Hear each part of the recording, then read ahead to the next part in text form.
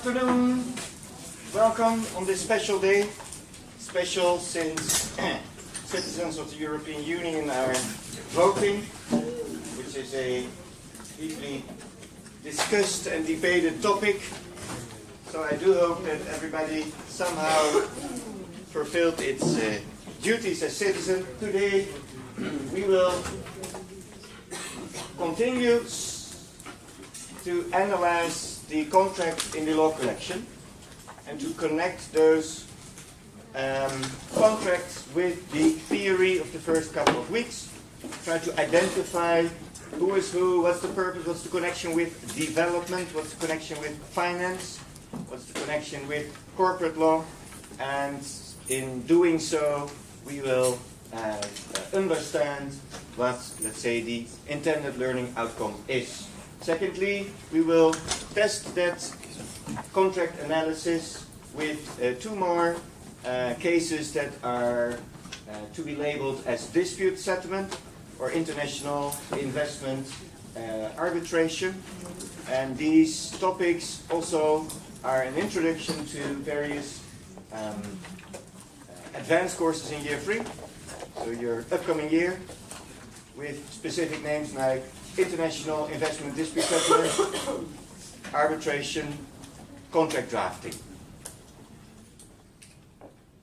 The perspective we take care of, we in the workshop lecture reviewed these questions, so I hope that by now you did a reading on the Bretton Woods institutions.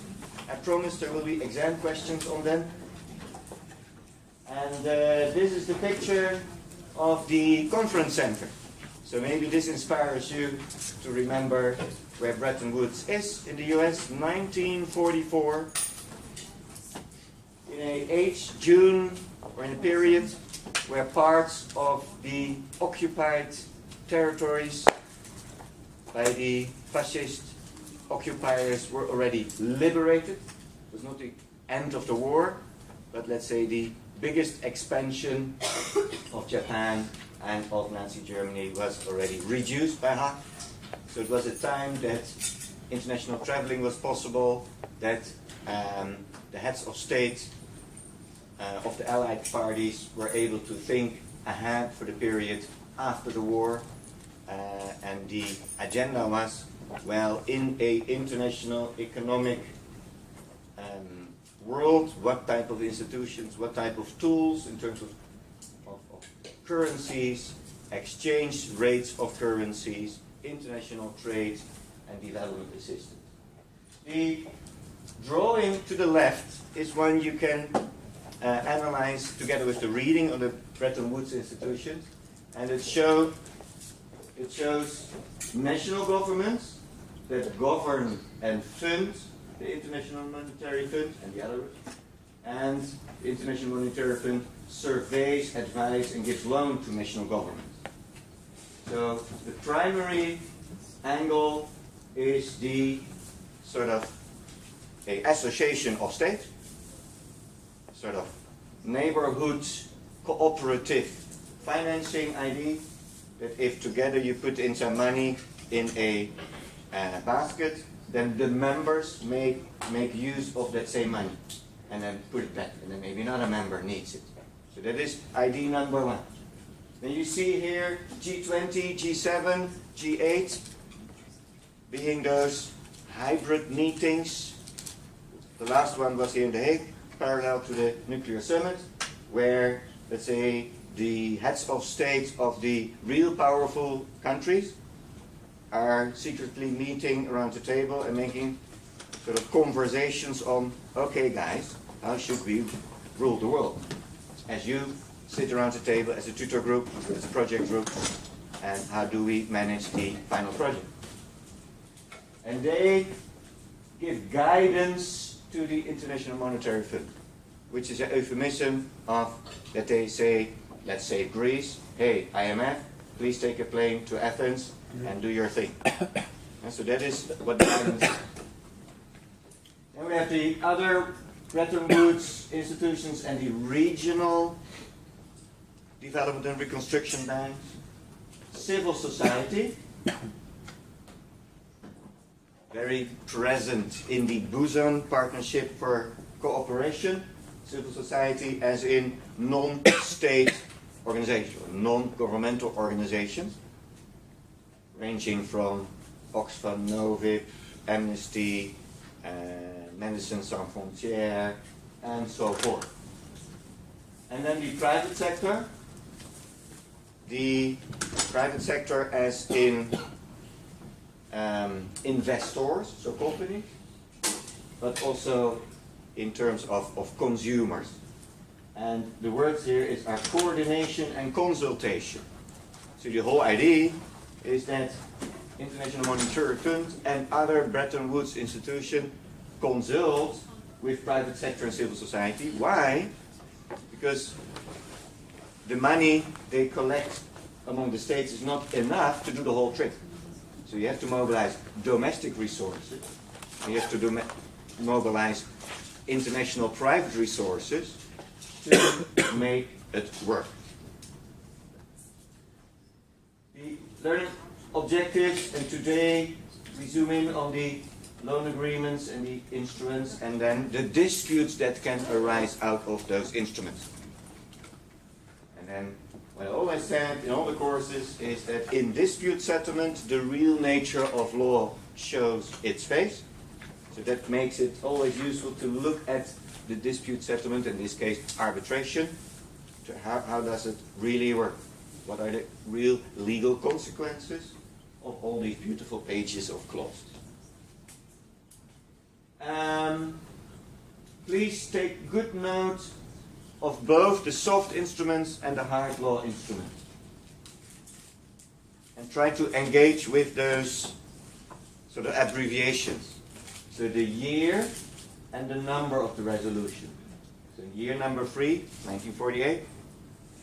Year 55, the year 2000. So it was established in 1945 at the end of the Second World War. So 55 years later is the year 2000. Second resolution, also known as the Millennium Development Goals. They are in your law collection, so don't worry. We looked at national law, and we saw in the workshop lecture the amended constitution of the People's Republic of Laos, where people like you were actually typing clause or Article 14 and Article 15, basically codifying, let's say, sort of language, articulating a language that allows market economy going on in the country, and to allow foreign direct investors be part of that local economy. As simple as that. If you're unsatisfied with your society, take your constitution and Word or text writers of Apple computers, open track changes and change your constitution. And then advise, ask your citizens what they think of it, because that helps in the appreciation. But the technical work, your work, is easy. If you want market economy, you type it down. If you want to abolish market economy, you abolish it. That's your power. And then I hope with the drawing that you are able to monitor what in the given situation is the best approach. The recipe. Very important. Also in terms, and I may not use that word enough, in terms of hierarchy. This is obviously a hierarchy of measures. So if your local economy is doing the trick, then no one is needed to further develop your economy. It's nice to do import-export, but if it's not needed, there's no obligation to do it. So if everybody has a diploma and a job and happy families and cars and hospitals and sport clubs, why bother about, international resources and the like? So the more developed you are, the more freedom you have as a society to say, let's stay home. And so that's also a very important message. Staying engaged is basically the commitment to meet again.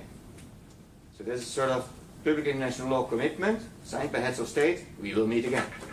So if there's an invitation for a next high-level forum, as those animals are called, and you cannot say, I'm not coming. You can send your sort of junior minister or some other person without real power.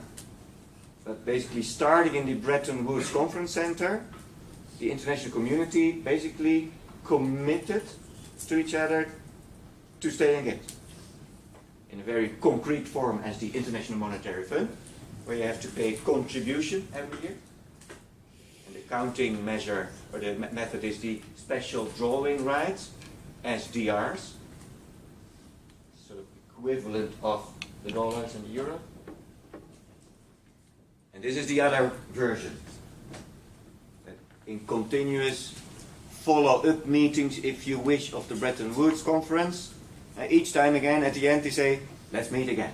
Not for the fun of it, but ultimately to face each time more obligations as a state, or as the civil society that is nowadays, since Busan, at the same table, where the civil society promises we will look into corporate social responsibility. So we international firms with our corporate associations, the Dutch Association of Big Firms and the EU Association of Big Firms, or the United States of America Club of Big Firms, where they meet, all those CEOs, play golf and talk, did you hear? Corporate social responsibility. Let's do something about it. That's sort of the 21st century atmosphere. And that is what it results in. Step 5 is an obvious one and the easiest one. All the debts of the past. We could say, let's relieve it. Let's tear apart the loan agreement. That's an obviously part of, if you do this as a developing country, we will waive our entitlement to a loan. Please remember that loan agreements are binding. So, I forgot the example. I will fix it for the workshop lecture. But Greece entered into a loan agreement in 1872, when there was another crisis. And in 2004, they did the last down payment on that loan. So don't think that if there's a new crisis, then the past is forgotten. So many states all over the world, Italy, Germany, Japan, Turkey, the Netherlands, are paying all kinds of loans that are on the basis of a non-existing statute of limitations, sort of not valid in court anymore, because we agreed that in court we are not dealing with disputes or facts of 100 years ago, but that doesn't evaporate that obligation. So without debt relief, the current, there are two options with the current loan arrangements on the globe. Either those countries continue to pay down on that debt for the next 100 years or 200 years, as they did in the past and as we are doing at the moment, or you tear down. And the reason to relieve the debt is that in the context of the bigger picture, sort of the Marshall help picture, it doesn't make sense to stimulate the economy of a developing country where basically the whole revenue of that development goes back into debt relief. That's not a sort of stimulus for those societies and to be developed to repay the debt. So that's then important. If it helps, use this picture to organize your thought. And here you see the same hierarchy. Domestic resources, international resources, private, trade, and official development assistance. This is a key one, because this symbolizes each case study. So each case study has at the center sort of the operating company. That is the owner of the project, be it a hydroelectric dam, a hospital, a highway, a school, and so forth. And you need people to make it, you need clients, you need people who finance it, and then you have the shareholders or the owners in the broad sense of the word. And in the workshop lecture, I repeat, we said part of the development, of the most concrete form of development, is done by those shareholders. And then the subsidiary effects of such a project that is or that are beneficial for development are, let's say, the contractors who need a hotel while contracting, and employees of the owner company who are getting a job there, and so forth. That are the subsequent effects. But the whole idea is that you pump in money that sort of kickstarts your economy. So, if you work here, it's the Brazilian situation of 140 years that it takes you as an economy to get at the same level as the United States of America. And so the side effects of development are fine and gives people jobs, but is not the kickstart aspect. So where it comes to the Busan Partnership for Cooperation, building on the Doha, on the Monterey, on the Millennium Development Goals, is to get more money into the economy that gives a real boost, as in billions, you know. So that's important. The question at the workshop lecture will be, how many contracts are there in these two pictures? So not now, but in the workshop lecture we will look at how many contracts are there. This picture, so this picture is the same as this one. So this picture is this picture. The question is, how many contracts are in both contracts in the workshop lecture? Yes? I have a question. For studying purposes, should we know the drawings by heart, or are they just meant to... The principle. The principle. So I'm not asking on the exam, in the Namteun case study, who were the equity financiers of the state holding. No. That's about the principle. And we don't have to draw. Most likely I like you to draw, because I like creativity. And then I can easily test whether you sort of see the difference between an operating company, a customer, a financer, non-creators, shareholders. So in one drawing, in 1 second, with more than 100 students, but like in art, so it's about the overall impression when it comes to the drawing.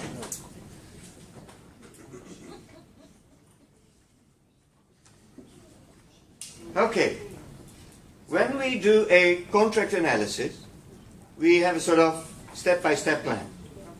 This is a complete open door, but just to be sure that we are on one page. One important thing is, who are the parties of the particular instrument you look at? This is especially important because in the beginning we were talking about, you know, development, eradicating poverty, and all kinds of good intentions. And now we are at the other side of the spectrum, and we need to be very clear that contracts are binding to the parties, as international treaties are binding to the signatory states. Nothing more, nothing less. And that is something I need to see in your essays, that you're aware of that. Why? Because as a legal professional, advising your company who creates or not creates, people get nervous if you say, well, and then we are bound to do A, B, C. And then the bosses ask, okay, where did I sign for this obligation? Because an obligation means that you have to face it, that you have to perform. And for performance you need employees who perform, and for employees you need money, and that you need to find. And so as a boss, you're very keen on what are my obligations and what are not my obligations. As you are very keen on what is part of the lecture material and what is outside. Because at the exam I can ask you about the exam material or the course material and not other material.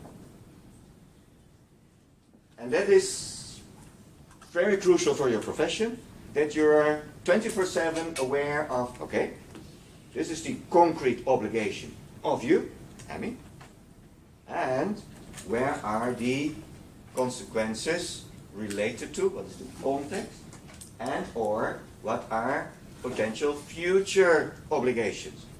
So in reading the soft law body of clauses and ideas and aims, you can predict how contracts will look like in 10 years' time. Then it is completely impossible to have clauses that ruin the environment, natural resources, indigenous people, child labor, women, and so forth. Unthinkable. So your generation will laugh at these clauses. Oh, is there no environmental impact assessment done? We're obliged to do so. So that's the whole idea of having a course like this, that we can predict what type of homework you have to do later on in making these instruments. This is a little bit the story of the considerations. What is the context? And then I point at the, especially all those clauses that are not business-wise. All those forgiving clauses as part of the official development assistant, clauses like take 40 years to repay the loan, which is unthinkable in a commercial bank setting. Clauses like pay me 0.5% interest, which is unthinkable in a commercial loan agreement.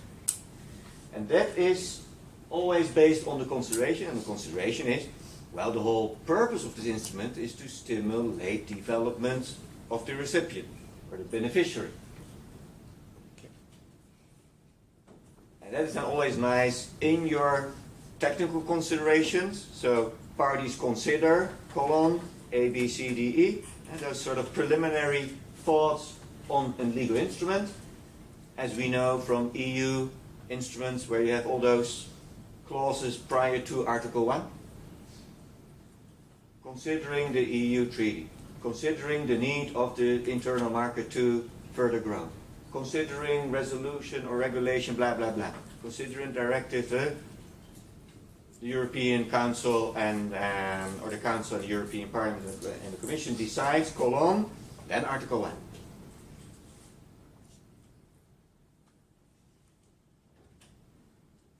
So you have the technical considerations as the non-binding text between the parties and the binding clauses, and you have the common law, contract law concept of consideration, which is a little bit similar, meaning, in a nutshell, that a contract should have a consideration as in a fair, that's always how I express it, and Ms. McKinley had other words, but in my words, that there's an exchange of performance. In a way. Agreed? 4 to 5?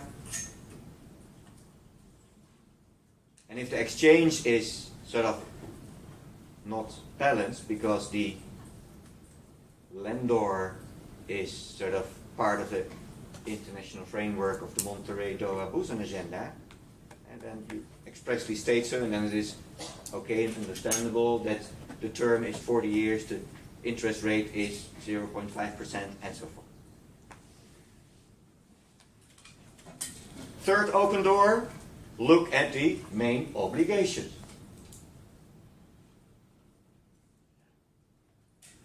Like construct a dam, or give me back the money, or guarantee payment of another borrower. And in scanning your law collection and making it a piece of art in terms of colors, flags, and so forth, this is then the steps you do. And the funny thing is that when you look at